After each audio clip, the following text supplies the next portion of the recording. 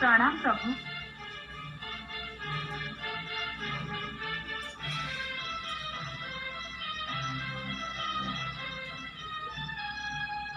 प्रभु आपण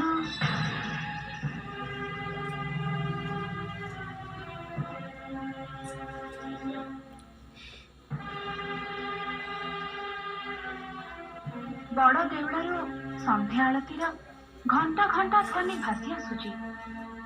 केते केते भक्त आपणक करुणा पाइबा पई हाथ जोड़ी प्रार्थना करुचंती। एते बेले आपण रत्न सिंहासन छाड़ी एठी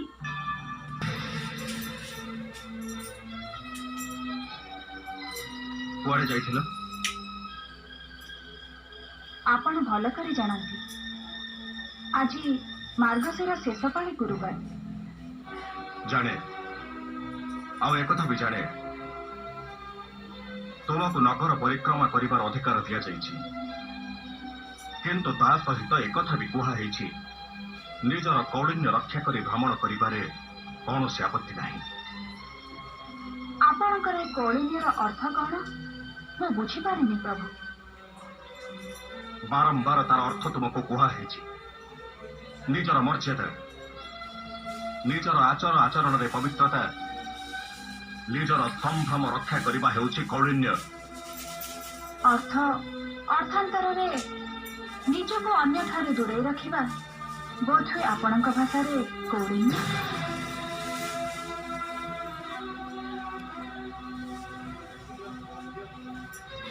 एक प्रतिष्ठित नियम को जुक्ति दे दुर्बल करा जाई पारे ना कमलिनी। जुक्ति करे नहीं प्रभु, किंतु प्रतिष्ठित नियम को भांगिबारे अनेक धारणा मो पाखरे अछि। त्रेतायारे थिले जणे आदर्श राजा जहाको एबे भी लोके भक्तिर सह डाकंती मर्यादा पुरुषोत्तम। से भी प्रतिष्ठित नियम भांगी सबरीर अंधा गुला खाइथिले। कौलिन्यर लक्ष्मण रेखा कण से देई जाइथिले। पुणी द्वापरे थिले जड़े अपूर्व बंशीवादक क्षत्रिय कूल जन्म नहीं गोपाल घरे बढ़ुले। गोपाल यशोदा को माता बोली स्वीकार करथिले।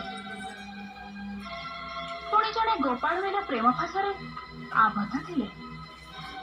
से अपूर्व बंशीवादक नव दुर्बाधर साम किए प्रभु जहां पाखरे कौलिन्यर प्रश्न उठी नथिला। प्रलय पर नीलाचल पर्वतर गुंफा भितर आविर्भूत होते जड़े सर्वमय कर्ता। सत्य गला, त्रेतया गला, द्वापर अतिक्रांत है से गोपन अधिवास कलिजुगे एते साधु सन्त सन्यासी एते नैष्टिक कुलीन ब्राह्मण थिबा सत्वे भी तांको पूजा करने को से बाछि नेले जड़े शबर को। से मंत्र तो दूरर कथा पूजा करिवार विधि भी जानि नथिला। तार पूजा से अकुंठ चित्तरे ग्रहण कले, ता हाथर भोग खाइले। से नीलाचल नीलकंदरवासी नीलमाधव किए प्रभु कौन एक नूतन सत्यर प्रतिष्ठा पाई से जगन्नाथ रूप परिग्रह कले। से सत्यर संज्ञा कौन मु कहीं आसी से कथा न शुणी तमे मो सहित जुक्ति कर चलीच। को जुगरे कौन होता तार उदाहरण दे वर्तमान को तमे अणदेखा करने को बसिच। वर्तमान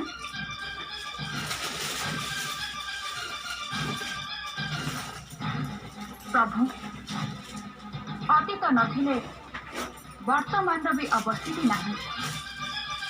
मो वर्तमान और किसी शुणा चाहिए। मो प्रश्नर उत्तर दियो। बेस सेया ही हो पचारंतु। आज श्रेया घर को जाइथिला? हाँ ଯାଇଥିଲି। ସେ ଚଣ୍ଡାଳୁଣୀ ବୋଲି ଜାଣିଥିଲ? ହଁ, ଜାଣିଥିଲି। ଆଉ ଏକଥା ବି ଜାଣିଥିବ ସାମାଜିକ ବ୍ୟବସ୍ଥା ଅନୁସାରେ ସେମାନେ ଅସ୍ପୃଶ୍ୟ। କାହା ପାଇଁ? ସମାଜରେ ବାସ କରୁଥିବା ଉଚ୍ଚ ପିଢ଼ିର ଲୋକମାନଙ୍କ ପାଇଁ। ତମେ ଯଦି ଚଣ୍ଡାଳୁଣୀର ଭକ୍ତିରେ ଏତେ ଦୁର୍ମୁଗ୍ଧ ହେଇ ପଡ଼ିଥିଲ, ତାହେଲେ ପ୍ରାସାଦରେ ଥାଇ ବି ତମେ ପୁରସ୍କାର ଦେଇପାରିଥାନ୍ତ, ଅମାପ ଧନରତ୍ନ ଦେଇପାରିଥାନ୍ତ। ସେ ତ ସେ ସବୁ କିଛି ଚାହିଁନଥିଲା ପ୍ରଭୁ। ଟିକେ ଦର୍ଶନ ପାଇଁ ସେ ଲାଳାୟିତ ଥିଲା, ଆଖିରେ ଦେଖିବା ପାଇଁ ସେ ଝୁରୁଥିଲା। ସେଇଥିପାଇଁ ତମେ ଆଗ ପଛ ବିଚାର କରି ସେଠିକି ଚାଲିଗଲ। ଆପଣ ସର୍ବଜ୍ଞତା, ଆପଣଙ୍କୁ କଣ ବୁଝେଇବି ପ୍ରଭୁ?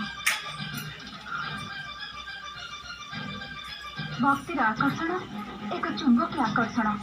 ଚୁମ୍ବକ ଯେମିତି ଲୁହାକୁ ଟାଣେ, ସେମିତି ଭକ୍ତର ଆବେଗ, ଭକ୍ତର ପ୍ରାର୍ଥନା ଆରାଧ୍ୟକୁ ଟାଣି ନେଇଯାଏ।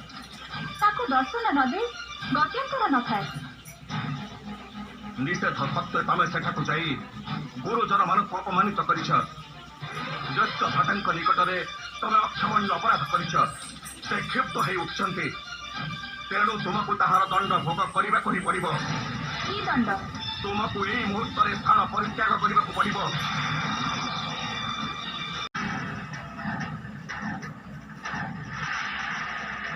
ମୁଁ ତୁମକୁ ବହିଷ୍କାରର ଆଦେଶ ଦେଲି।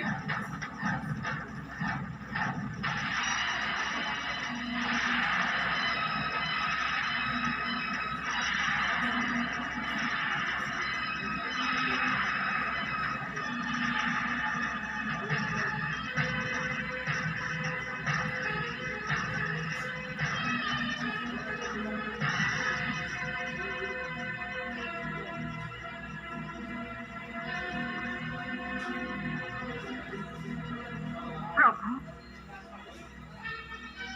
ମତେ ରଗେଇବା ପାଇଁ ଆପଣ ଅନେକ ସମୟରେ ମୋ ସହିତ ପରିହାସ କରନ୍ତି। ଇଏ ସେମିତି ଏକ ପରିହାସ ନୁହେଁ ତ? ନିଜ ସ୍ତ୍ରୀକୁ ବହିଷ୍କାରର ନିର୍ଦ୍ଦେଶ ଦେବା ପରିହାସର କଥା ନୁହେଁ। ଶାନ୍ତି ସ୍ଥାପନ କରିବା ପାଇଁ ଏହା ହିଁ ଏକମାତ୍ର ପଥ।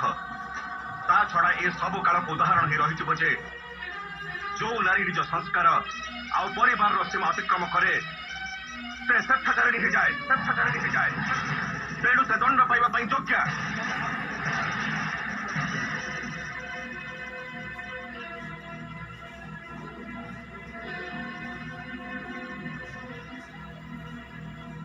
ବୁଝିଲି।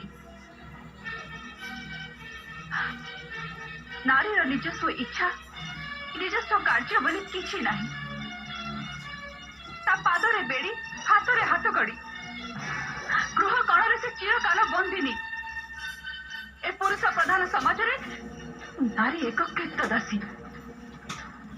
କଥା ବଢ଼େଇ କିଛି ଲାଭ ନାହିଁ ଲକ୍ଷ୍ମୀ। ରାତି କ୍ରମଶଃ ଗଭୀର ହଉଛି। ଠିକ କଥା। ଲକ୍ଷ୍ମୀର ଭାଗ୍ୟ ପରେ ଏ ରାତି କ୍ରମଶଃ ଗଭୀର ହଉଛି। କିନ୍ତୁ ପ୍ରଭୁ, ଆପଣଙ୍କର ଏକ ଦିଗଦର୍ଶୀ ବିଚାରର ଫଳାଫଳ ଦିନେ ନା ଦିନେ ଆପଣଙ୍କୁ ଭୋଗ କରିବାକୁ ପଡ଼ିବ। ଲକ୍ଷ୍ମୀର ଅଭାବ ଆପଣ ଆବଶ୍ୟକ କରିବେ। ତାର ଅଭାବ ଆପଣ ନିଶ୍ଚିତ ଅନୁଭବ କରିବେ। କଣ ମତେ ଅଭିଶାପ ଦଉଛ? ନା ପ୍ରଭୁ, ଭବିଷ୍ୟତବାଣୀ। ଦିନେ ଆମର ଏ ଗୃହ କଳି ମନ୍ଦିରର ମେଘନାଦ ପାଚେରୀ ଦେଇ ଲୋକମାନଙ୍କ ଭିତରେ ପ୍ରଚାରିତ ହବ। ଦେବତାମାନେ ମାନବ ସମାଜର ବିଚାର କରୁଛନ୍ତି, କିନ୍ତୁ ସେତେବେଳେ ମାନବ ସମାଜ ବିଚାର କରିବ ଆମେ ଠିକ କି ଭୁଲ।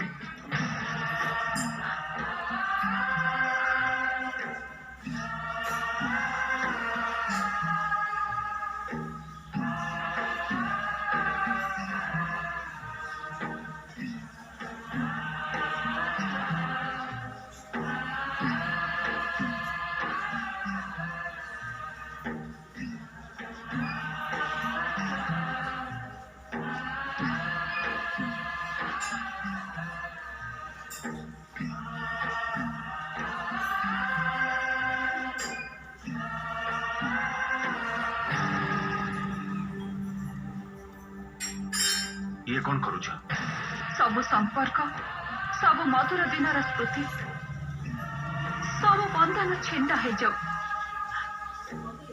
तुटिबा जदि आरंभ होइछि सब तुटी जाऊ। अवक्ष आरंभ हेलानी जेतबेले ताहले से भूतल स्पर्श करू।